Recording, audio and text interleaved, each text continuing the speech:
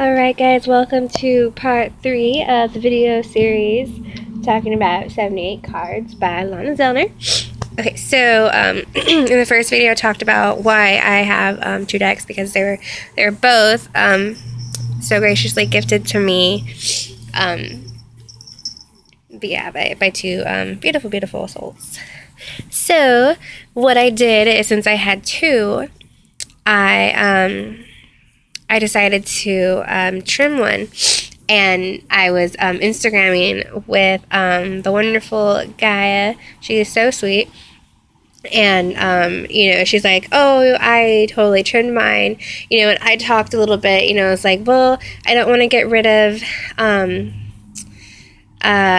the drawing numbers and that on the card. And she's like, well, it's in the book, and for her, it just, the borders took away from the images, and after I thought about it, the borders, they're so wide compared to the image. The image is very small to the scale of the card. Like if the border was very thin, kind of like how it is in the Shadowscapes. I'm sure a lot of you have that, but the border on it is so thin, and I do like that because it kind of just frames the image a little bit. But yeah, this deck is all about the artwork, and the borders were just too wide and overpowered the image. So I am very glad that she persuaded me to trim mine. So I have like about 7 cards here that I'm going to show a comparison of, and then I'll just be showing the rest of the trimmed version, because I already showed you the original in my previous video. So here is Judgment. Oh yeah, and you can see the size comparison here. And when you trim them, it does not alter the back at all. It mainly just takes away some of the black part that has nothing on it. So you really don't lose anything, and it's kind of like a cute little mini deck that you can carry around with you. So we have Judgment and Judgment trimmed. So here's a comparison. And I trimmed it with scissors, and oh my god, it was a corner cutter. I think it was Zerker or something. It was something with a Z.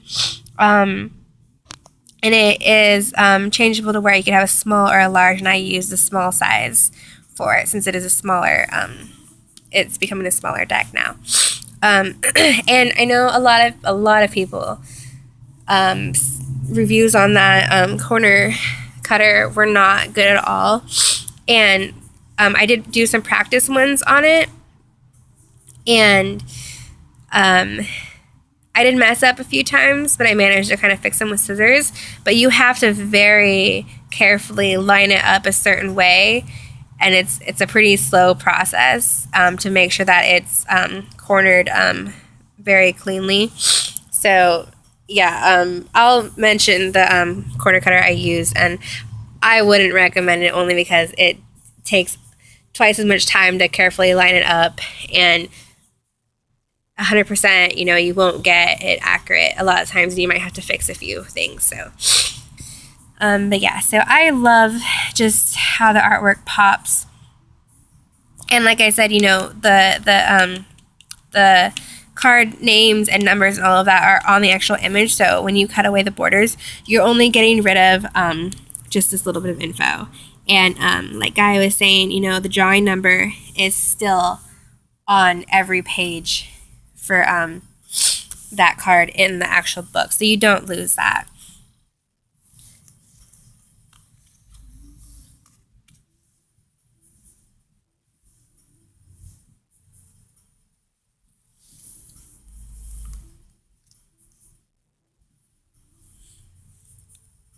And when I trimmed it in black, it kind of added this extra just edginess to it, and I really like it. And the deck now, you can totally tell it's trimmed. It does not look brand new anymore, you know, but I like it. It looks very, it gives it that sense of like DIY, and it was homemade, you know, and I feel that, you know, since it is a very creative and artistic deck, I really, I feel like trimming it kind of gave it, it brought that part of the deck to life in that aspect. You know, it brought it back to its, you know, its whole sense of it being for the sake of the art. It's not so, you know, manufactured. You know, when you actually trim it, it becomes a piece of like personalized art. And I during the process of actually trimming it, I really bonded with it a lot too. And it was my very first deck to trim, so it took my trimming virginity.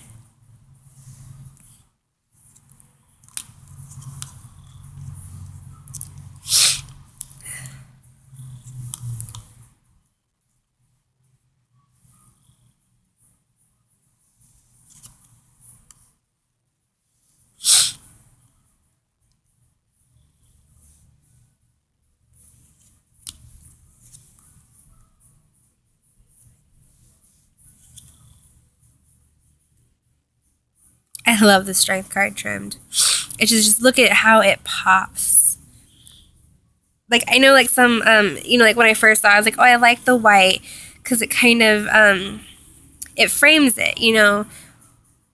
But that's the thing, is like it frames it, and without the border, it lets it kind of just speak for itself. And I really like how it turned out a lot.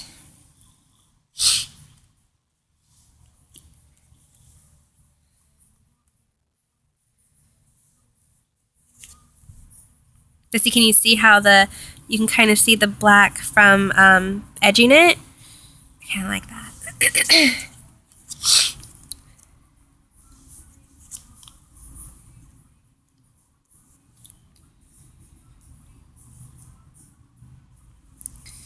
All right, and then one other thing, which will be different for some of you guys. The deck that Christy gifted to me was one of the ones that you get, I believe, if you bought it through when she was doing the Kickstarter campaign. And so that came with 2 extra cards. And these cards looked like the Shadowscapes one. The borders were not like this. They were very thin, like the Shadowscapes ones are. And you can see the bottoms are different. And these are done by 2 different artists from the shop that she works at. I think it's called like Black Owl Tattoo or something. She popped in a business card in the pouch too, but I totally forgot. But I'll link everything down below. But yeah, so she added 2 extra cards from her artists. I cut them to fit the same size of this, and my only thing is that I read through the whole book, and it doesn't talk about these cards, unless I missed it. I could have missed it. But yeah, I didn't see anything talking about these cards, and I wish that that there was a little section in there that kind of talked about it. That way that I could use them as like extra cards in there. But what I figured I'm going to do is for the High Priestess, because I know some decks have them where you can switch them out. You could either switch out, like say if you're reading for a male or something, you could switch out the High Priestess, the female version, and put in the male version. Or you can have both and see what pops up, you know, during certain readings and stuff. You know, one might pop up for a certain reason. So I keep these in there. And then the Forest, I don't know how to really read this yet. I'm going to figure it out, because I really do want to keep these with the deck. So, but yeah, the one that my friend ordered for me was after the Kickstarter, and that one didn't come with these. So, sorry, but I don't think that you guys will get these unless you ordered from the Kickstarter. Unless she does decide to add them later on. But as of right now, I don't think so. Okay, so let's get into more of the trimmed version. But yeah, I'm just gonna do this really fast, only because you guys, you know, you've already seen. Oh, you guys see this? You probably can't really see it, but I messed up. I used the larger side and totally trimmed it. But I mean, so yeah, so you can kind of see what the larger. It's not bad at all, but since it is the image is smaller, if I would have done it all with a large corner trimmer, I think it would have taken off too much of the image, because some of the some of the wording is on the corner, and I felt it would have taken off too much. So that was a mess up, but it's not too big of a deal. It's not noticeable. It's fine.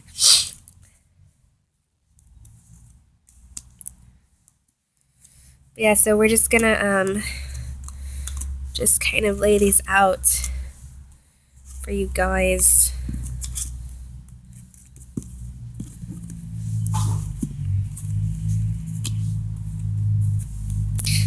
Let's do a sorry, got some mess going on here.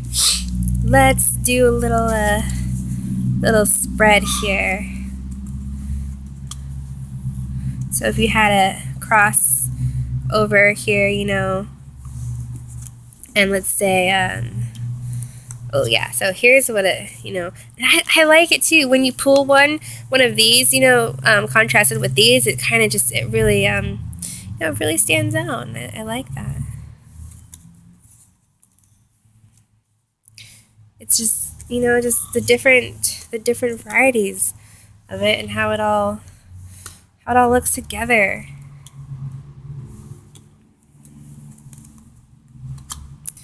But yeah, so here's like a little mini spread thing going on, you know, without the borders. I still really like it. It still really speaks to you. And, you know, you get more space with it as opposed to, you know, if you had, see, look at, I don't know, I just, the borders are just so chunky compared to this.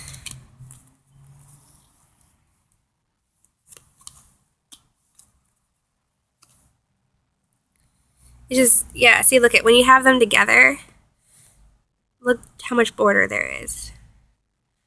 And then with the images, come on, guys, that looks so much better, right? Yeah, I think it looks better. I mean, I still love how, you know, how it looks with the border, but if I could choose, I would have it borderless.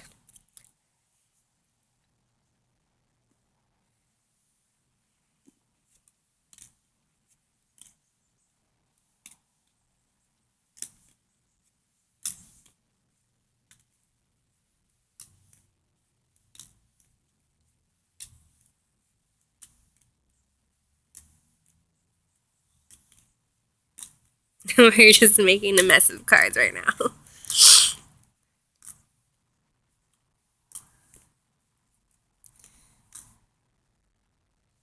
Mess.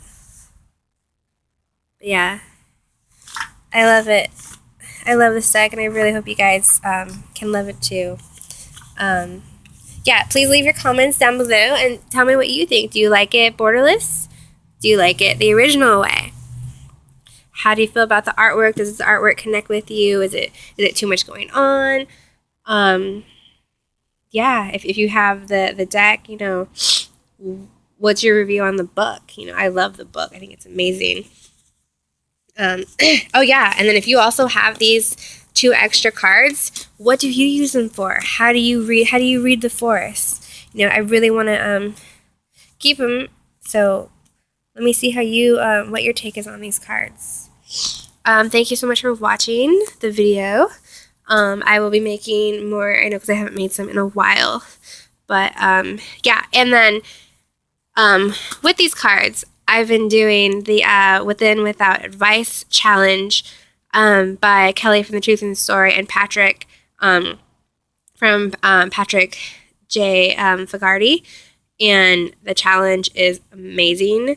Every day I use these cards. They are so on point, and cards flip over or pop out, you know, and I put them back in, and then I end up pulling those cards. This deck just, it 100% speaks to me, and I want to know if it speaks to you in that way, if you have this deck too. And yeah, I really hope we can all connect and just be in the energy of the love of this deck by Lana. Have a great day, guys. Bye.